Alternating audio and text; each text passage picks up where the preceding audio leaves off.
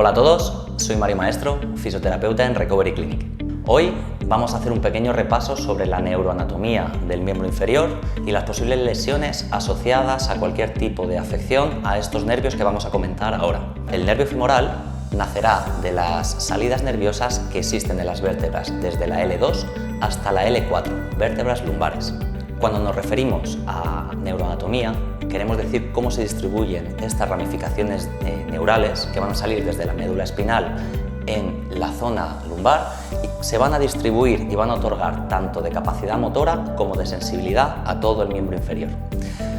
Vamos a obviar la musculatura pélvica, la glútea, ya que sería demasiado extenso hablar de ello en un mismo vídeo. Eso lo dejaremos para otras ocasiones. Nos vamos a centrar desde el trocánter hacia la planta del pie y los dedos. Vamos a distribuir el área del miembro inferior en diferentes zonas: área anterior, área medial, lateral y después el área posterior, viendo los diferentes nervios que por estas zonas transcurren.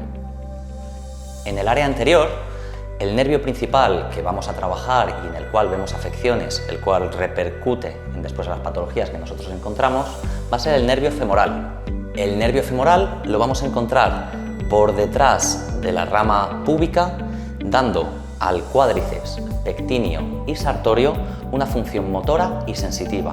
Es decir, este nervio va a permitir que la sensibilidad que tengamos en la zona llegue hasta centros superiores y pueda ser procesada, como la orden de movimiento desde centros superiores llega hasta la pierna y nosotros podamos mover al antojo nuestros músculos. Las lesiones las vamos a encontrar cuando este sistema, tanto el ascendente sensitivo como el descendente motor, encuentran algún tipo de fallo. Si encontramos alguna problemática en la rama ascendente, el paciente acudirá con dolor. Ese dolor puede ser profundo, superficial, adormecimiento, mediante calambres o corrientes, y es la manera en la cual vamos a nosotros percibir o localizar que hay una afección nerviosa. También podemos encontrar de manera contraria, es decir, cuando nosotros enviamos la orden de contracción o de carga a este músculo, el cuerpo no responde como nos gustaría. En ese caso, estarían afectadas las fibras descendentes de esa ramificación nerviosa. Encontraríamos debilidad o incapacidad a realizar ciertos movimientos o hacerlos de una manera coordinada.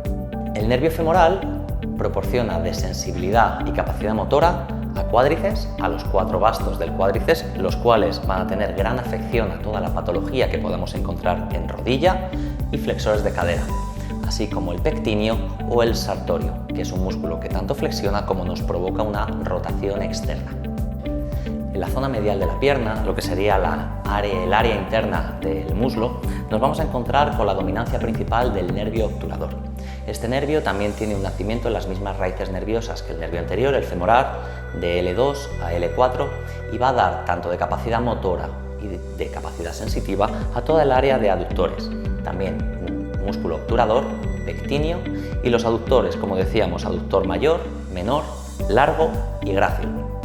Las lesiones que solemos encontrarnos en este área, con dominancia de los aductores, serán normalmente pubalgias o también molestias o dolencias en el área de la pata de ganso, ya que es un área que también va a compartir influencia con musculatura posterior, pero también con la musculatura del área medial. La pata de ganso está formada por los músculos semitendinoso, grácil y sartorio. El grácil y el sartorio forman parte y están dominados por el nervio obturador.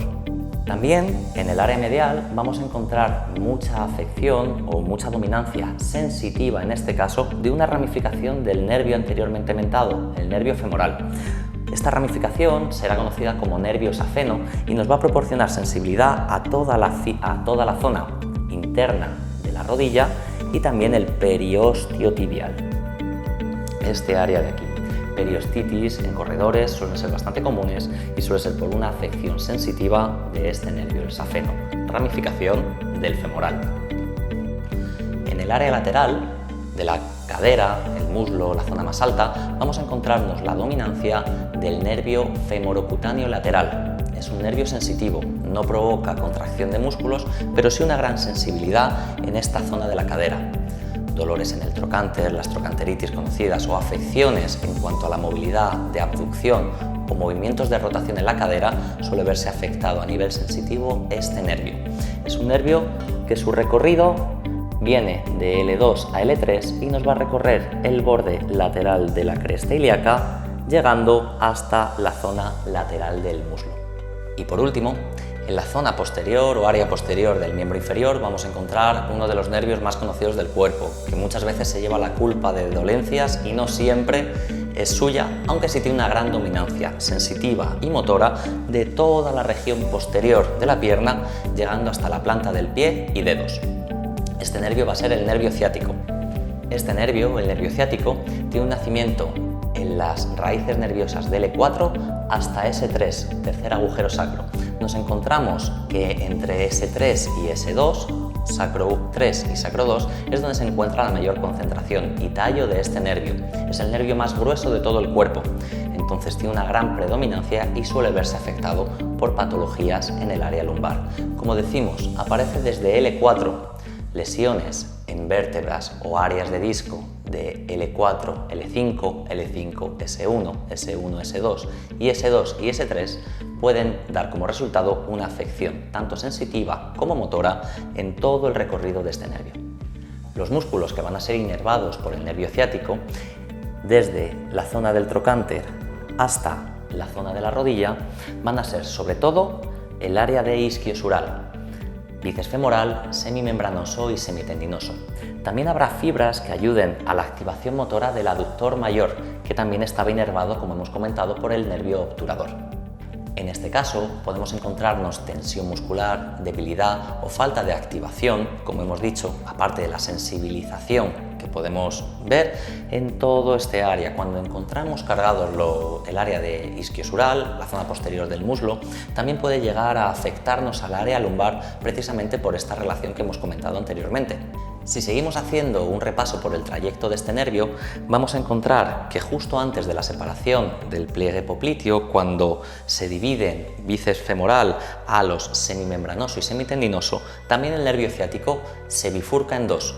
En este caso, por la zona medial va a ser el nervio tibial, que ahora hablaremos qué músculos van inervados a él, y por la zona lateral de la pierna, por el peroné, será el nervio peroneo común, que ahora hablaremos de él y sus subdivisiones.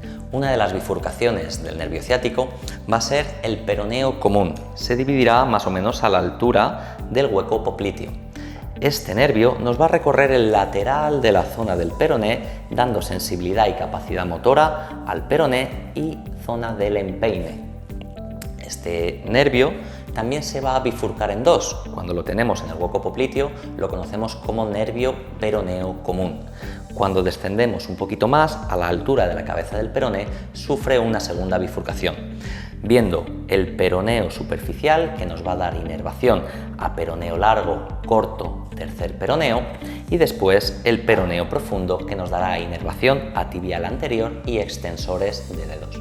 La segunda bifurcación de la que hemos hablado del nervio ciático será el nervio tibial. Este nervio en un principio irá por la zona central de la pierna y cogerá una distribución hacia medial, hacia la zona interna, donde nos vamos a encontrar la planta del pie y después musculatura profunda flexora del mismo. Antes de que se divida más abajo, sabemos que su dominancia o las áreas musculares en las cuales llega a inervarse este nervio serán sóleo, gastrocnemios, o más conocido como gemelos, y flexores profundo de dedos. Para continuar con la división del nervio tibial, hemos seleccionado un pie para poder ser un poco más específicos a la hora de hablar de él, ya que hay varias lesiones que podemos encontrarnos muy comunes y es por una afectación de estas terminaciones nerviosas del nervio ciático, ahora conocido como tibial. Como vemos, por la zona interna del pie, este sería nuestro dedo gordo y aquí tendríamos el dedo pequeño, por la zona interna del pie discurre este nervio tibial. Lo que vamos a encontrar es que una vez que supera el maleolo interno, se vuelve a dividir en dos. Este nervio, como podemos ver aquí, será conocido como nervio plantar medial y va a otorgar tanto de sensibilidad como de movimiento a los dos primeros dedos y también músculo cuadrado plantar, y el nervio plantar lateral, que de la misma manera dotará de movimiento y sensibilidad a los tres últimos dedos y flexores profundos de la zona. Es muy común en patologías ya conocidas como la fasciopatía plantar, neuroma de Morton, ver que estos nervios están afectados. Y yendo un poquito más allá, Aunque aquí no aparezca representado, nos encontramos lesiones a menudo en clínica, como puede ser el espolón calcáneo o una neuralgia de Baxter. Estos dos nervios no son más que una ramificación de este último mentado, el nervio plantar lateral. Lo que encontraríamos aquí es que en esta zona, ese nervio, habrá una rama que nos dé inervación sensitiva sobre toda la zona interna del talón. Será conocido como rama calcánea, y otra que llegará justo a la zona insercional de la fascia con respecto al calcáneo, y es conocida como rama de Baxter. La patología, la neuralgia de Baxter. Vamos a hacer una pequeña muestra de cómo solemos abordar estos nervios anteriormente mentados mediante una técnica, una de ellas, que es conocida por neuromodulación, en la cual necesitaremos abordar mediante agujas y la estimulación del pointer o un pequeño estimulador de corriente TENS, ¿de acuerdo? El primer nervio al cual vamos a acceder va a ser el nervio femoral, que comentábamos que tenía inervación y dominancia sobre el territorio del cuádriceps y sartorio, también pectíneo, flexor profundo de cadera. Este nervio vamos a acceder a su tronco común muy próximos al triángulo de Scarpa, el área en la que el cuádriceps se bifurca y es su origen hacia la espina ilíaca anterosuperior. Para llegar a él, accedemos próximos a esta zona.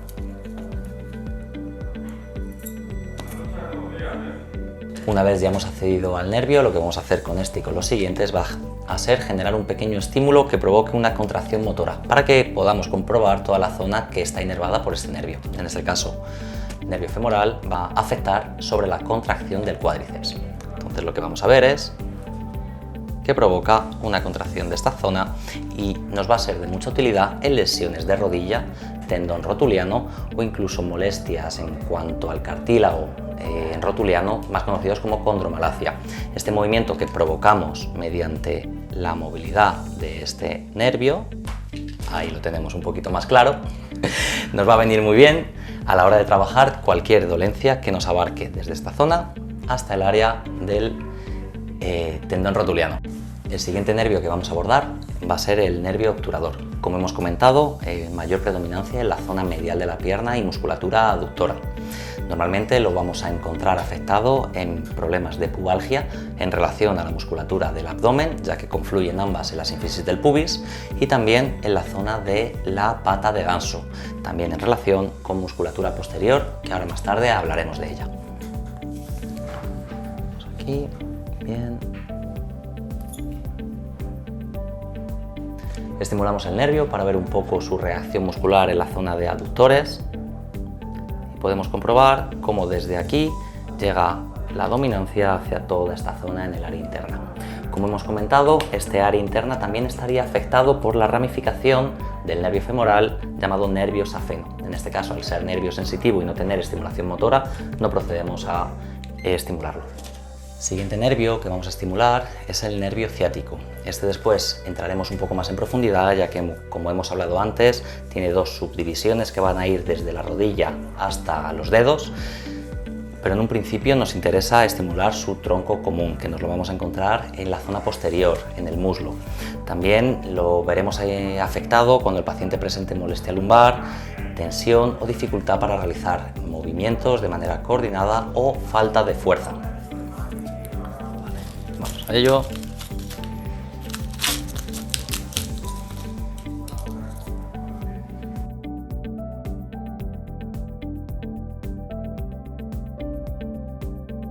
Vamos a estimular el tronco común del nervio ciático, con lo cual lo que podremos llegar a ver es una activación de la zona más inferior, como llega a afectar a la flexión plantar, contracción de gemelos, incluso rotación interna de tibia. Ahí tenemos. Y podremos observar y tratar esta patología cuando nos encontremos cualquier tipo de afección, bien en área lumbar o bien desde donde tenemos puesta la aguja hacia abajo. Una de las bifurcaciones de este nervio ciático, como hemos comentado, será el nervio tibial, que nos va a dar afección motora y sensitiva a toda la zona de gemelos, sóleo y área interna de pierna, también con flexores profundos, tibial posterior y más adelante planta del pie y dedos. Al estimular este punto, lo que vamos a encontrar va a ser una contracción de gemelos y una flexión plantar del pie. Cualquier tipo de patología en la cual veamos afectado tanto el movimiento como la musculatura que está relacionada, podría ser interesante abordarlo de esta manera y así tratarlo. Como podemos ver, conseguimos una flexión y una contracción de toda esta área inervada. Como hemos comentado anteriormente, la continuación de este nervio tibial que transcurre por la zona posterior del gemelo tomará una trayectoria hacia el área interna de tobillo y planta del pie, hacia dedos. Esta rama, esta bifurcación que después cogerá a partir del maleolo externo, se conocen como nervio plantar medial y plantar lateral. Lo que vamos a ver es una distribución de la siguiente forma. La rama plantar medial inervará a los 2 primeros dedos y la plantar lateral a los 3 últimos. Cuando lo estimulemos, veremos una contracción de la musculatura flexora profunda en la planta del pie y será muy interesante a la hora de trabajar lesiones como fasciopatía plantar, neuroma de Morton o cualquier tipo de problemática en el arco plantar. Ahí vemos esa contracción de la musculatura flexora profunda. Y este es un estímulo tanto motor como sensitivo para afecciones que podamos encontrar. La siguiente división del nervio ciático que hemos comentado serían el nervio peroneo común. Este nervio nos va a dar sensibilidad y acción motora a toda la zona lateral que encontraremos desde la rodilla hasta tobillo y pie. Este nervio de nuevo se volverá a dividir en dos. Como vemos aquí, la rama tibial continuaba por el centro y medio, la rama peronea nos va por el área lateral. Tendremos dos peroneos diferentes. Será la rama peroneo superficial, que nos dará movilidad y control motor, igual que sensibilidad a la zona muscular de los peroneos, y la rama peroneo profunda, que nos dará movilidad, acción sensitiva al tibial anterior, dándonos el movimiento del tobillo de eversión o flexión dorsal. Si estimulamos en la rama del peroneo común, encontramos ese movimiento de eversión con la activación de la musculatura peronea. Ahí podemos ver el movimiento de flexión dorsal correspondiente a la rama de peroneo profundo. Como hemos dicho, este activará a la musculatura de tibial anterior y extensores de dedos. Si nos desplazamos un poquito hacia lateral, veremos el movimiento de eversión que corresponde al nervio peroneo superficial y a la musculatura peronea, tanto del peroneo largo, del peroneo corto y del tercer peroneo. Bien, pues este ha sido un pequeño repaso sobre la neuroanatomía y algunas posibles lesiones asociadas a las afecciones de los nervios que podemos encontrarnos en el miembro inferior. Como sabemos, el sistema nervioso periférico recorre todo nuestro cuerpo, toda la musculatura, propiciándonos de capacidad motora como de capacidad sensitiva. En este caso hemos visto el miembro inferior. En otra ocasión, si interesa, haremos otro repaso sobre otra extremidad, como puede ser miembro superior, brazo, y ver qué patologías nos abordan en ello. Hasta entonces, muchísimas gracias y seguiremos por aquí tratándonos en Recovery Clinic.